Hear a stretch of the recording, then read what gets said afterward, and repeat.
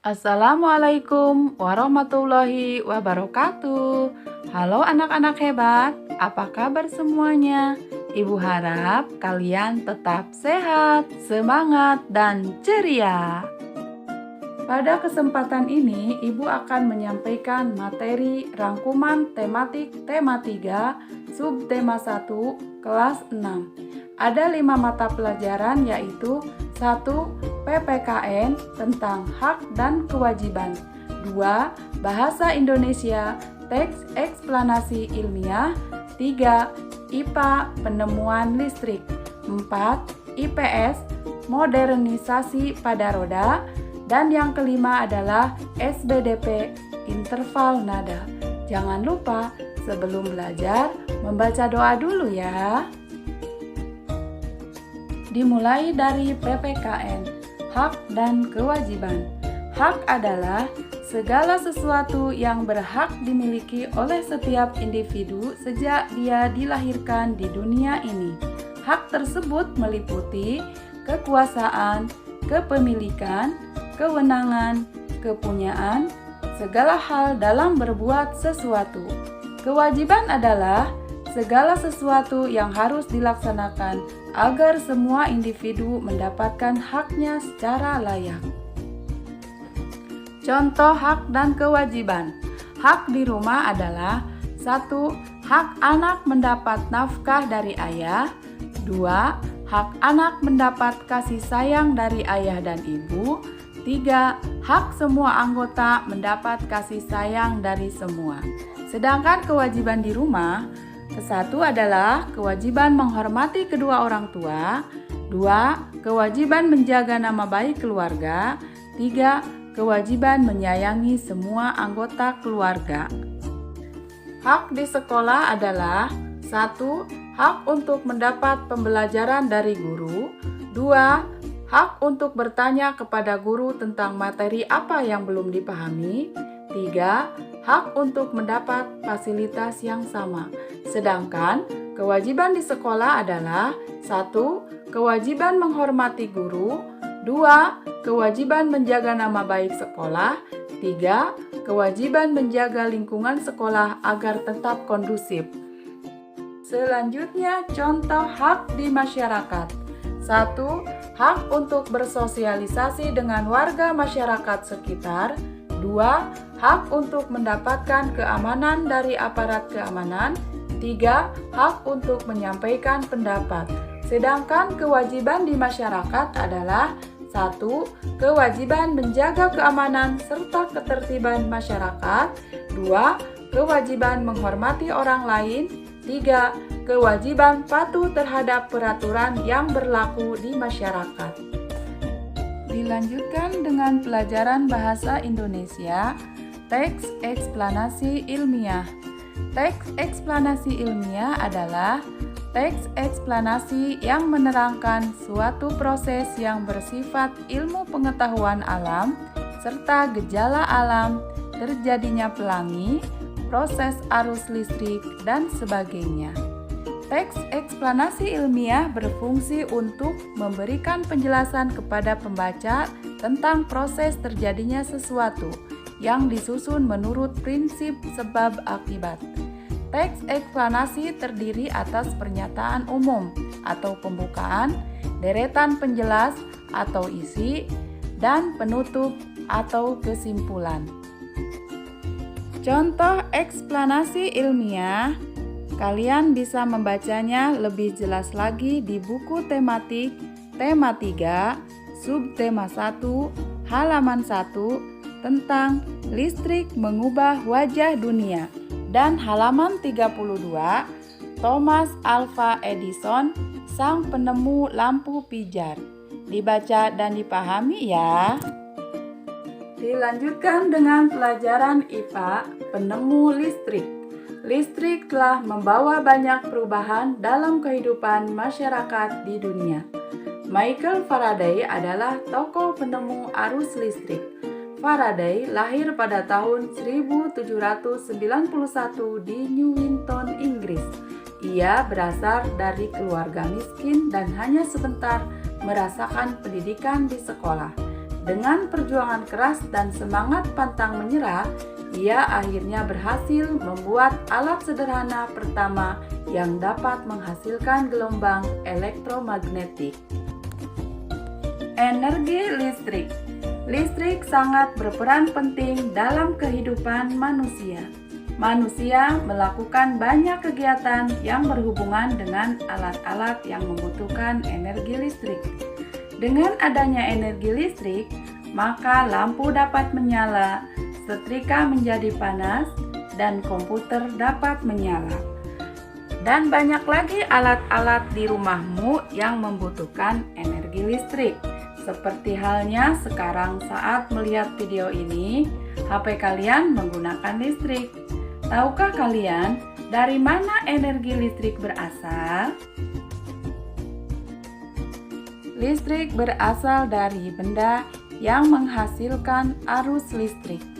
Arus listrik juga berarti muatan listrik yang mengalir tiap waktu pada penghantar listrik. Arus listrik terjadi karena adanya perbedaan tegangan dari sumber listrik. Contoh penghantar listrik adalah kabel listrik, besi, dan tembaga. Arus listrik mengalir pada rangkaian listrik. Rangkaian listrik sederhana terdiri atas sumber energi listrik, umumnya berupa baterai, lampu, kabel, dudukan lampu, dan saklar. Arus listrik mengalir dari kutub dengan potensial lebih tinggi atau kutub positif ke kutub dengan potensial lebih rendah atau kutub negatif. Saklar merupakan alat yang berfungsi memutus dan menyambung arus listrik. Jika saklar dibuka, maka arus listrik tidak dapat mengalir, sehingga menyebabkan lampu tidak menyala. Sumber energi listrik adalah semua benda yang dapat menghasilkan energi listrik. Senter dapat menyala karena adanya baterai, jadi baterai adalah sumber energi listrik. Contoh energi listrik, aki biasanya digunakan untuk sepeda motor atau mobil, dinamo sepeda, dan generator. Ini biasanya digunakan untuk pembangkit listrik tenaga air. Proses energi listrik di rumah. Arus listrik dihasilkan oleh generator raksasa pada pusat pembangkit listrik. Arus listrik tersebut disalurkan melalui jaringan listrik tegangan tinggi berupa jaringan kabel pada menara tinggi yang menuju ke gardu-gardu penerima di berbagai daerah. Dari gardu-gardu penerima, arus listrik kemudian disalurkan ke rumah penduduk. Arus listrik yang diterima di rumah kemudian disalurkan melalui rangkaian kabel listrik di dalam rumah, seperti menyalakan lampu, kipas angin, televisi, dan lain-lain. Rangkaian listrik dibedakan menjadi rangkaian seri dan paralel. Rangkaian seri disusun secara berderet. Jika salah satu lampu padam, maka yang lain padam. Contoh rangkaian seri dalam kehidupan sehari-hari adalah lampu senter. Rangkaian seri disusun seri pada lampu senter adalah baterai, karena hanya terdapat satu lampu pada senter. Hal tersebut yang menyebabkan lampu senter menyala sangat terang, namun baterainya akan cepat habis. Rangkaian paralel dipasang secara sejajar sehingga berbentuk cabang. Jika salah satu lampu dipadamkan, maka lampu yang lain akan tetap menyala. Contoh rangkaian paralel dalam kehidupan sehari-hari adalah pemasangan lampu di dalam rumah. Anak-anak, kalian bisa melihat kembali contoh rangkaian listrik yang dirangkai secara seri dan secara paralel. Rangkaian yang disusun secara seri dan tidak bercabang aliran listriknya. Jika salah satu lampu dipadamkan, maka lampu yang lain akan ikut padam. Sedangkan rangkaian paralel, rangkaian yang disusun secara bercabang aliran listriknya.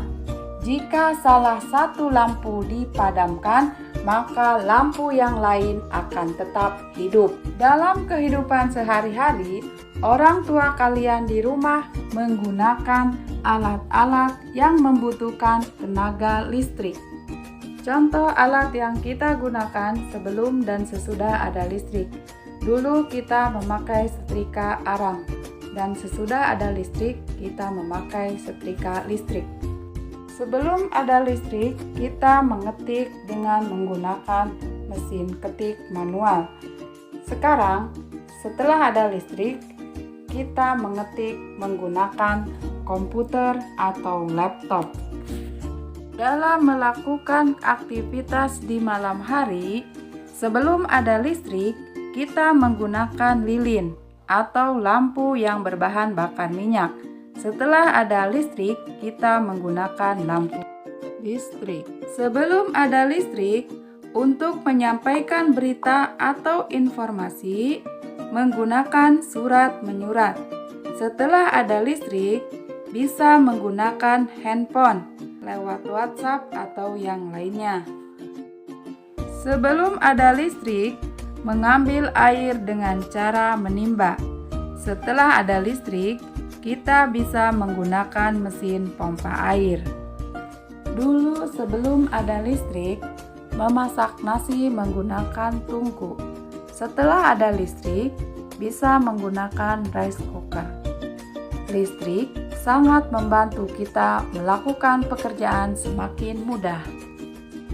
Benda elektronik yang ada di rumah: lampu untuk menerangi rumah, HP untuk berkomunikasi dan belajar, setrika listrik untuk merapikan baju, pompa air untuk menyedot air dari sumur, blender untuk membuat jus dan menghaluskan bumbu, dan rice cooker untuk memasak nasi. Manfaat listrik di rumah: perhatikan gambar. Kipas angin bisa berputar, lampu untuk menerangi ruangan, radio bisa bersuara, ngecas HP, lampu meja belajar bisa menyala. Penemu lampu pijar: Thomas Alva Edison, sang penemu lampu pijar. Lahir di Milan, Ohio pada tanggal 11 Februari 1847. Ia tidak pernah menyelesaikan pendidikan resmi di sekolah. Edison diajar oleh ibunya di rumah. Walaupun tidak mengikuti pendidikan formal, terlihat bahwa Edison memiliki rasa ingin tahu yang sangat tinggi. Usia 11 tahun, Edison sudah dapat membuat telegraf sederhana. Kerja keras selama 2 tahun berhasil menemukan lampu yang menyala selama 40 jam pada 21 Oktober 1879. Dilanjutkan dengan pelajaran IPS penemuan roda. Banyak sekali mesin, peralatan, alat transportasi, dan benda buatan manusia menggunakan roda. Roda merupakan salah satu penemuan terbesar manusia yang membuat semua pekerjaan menjadi lebih mudah. Awalnya, roda dibuat oleh ahli menggunakan mesin pemintal. Peninggalan roda paling tua berasal dari Mesopotamia yang digunakan untuk kendaraan di sekitar tahun 3000 sebelum Masehi. Kemudian, muncul juga di Tiongkok, Arab, Eropa, dan belahan dunia lainnya. Sejarah penemuan roda. Kurang dari tahun 3000 sebelum Masehi, gelondongan kayu yang digulirkan untuk memindahkan barang. Dan pada tahun 3000 sebelum Masehi, roda kayu untuk memintal kain. Pada tahun 1500 sebelum Masehi, roda kayu dengan sumbu atau as. Dan sesudah Masehi, roda kayu dengan jeruji. Tahun 1839 sampai sekarang, ban karet berisi udara. Charles Goodyear pada tahun 1839 berhasil menciptakan ban yang terbuat dari karet yang lebih tahan goncangan dan lebih kuat terhadap gesekan permukaan jalan. Pada tahun 1845, Thomson dan Dunlop kemudian menciptakan ban yang berisi udara. Pada perkembangannya, saat ini roda mempunyai banyak ukuran dan jenis. Ada yang terbuat dari besi, kayu, karet, atau gabungan dari beberapa jenis bahan yang disesuaikan dengan fungsinya. Berkat penemuan roda, menempuh jarak antar tempat di berbagai belahan dunia menjadi lebih mudah dan lebih cepat. Yang terakhir, pelajaran SBDP, interval nada. Dalam bernyanyi, ternyata ada berbagai teknik solfeggio yang lebih dikenal sebagai teknik solmilasi. Solmilasi adalah sistem yang menghubungkan setiap not dari tangga nada musik. Tangga nada solmilasi yang terdiri dari do, re, mi, fa, sol, la, si, do. Teknik solmilasi dapat dikatakan sebagai teknik dasar dalam bernyanyi. Alasannya, dengan menerapkan teknik ini, maka akan membantu kita agar tidak fales dalam bernyanyi. Fales dalam bernyanyi adalah ketidakharmonisan atau ketidakselarasan yang terjadi antara penyanyi dengan musik yang mengiringinya di saat bernyanyi. Dengan rajin berlatih, maka bisa melatih kepekaan terhadap interval atau setiap tangga nada yang ada pada solmilasi. Kalau sudah semakin peka pada setiap nada, maka nantinya tidak lagi fales dalam bernyanyi. Baiklah anak-anak hebat, demikian video pembelajaran ini. Semoga bermanfaat dan sampai ketemu lagi di video selanjutnya dengan Ibu Reni Berliana. Tetap semangat. Terima kasih. Wassalamualaikum warahmatullahi wabarakatuh.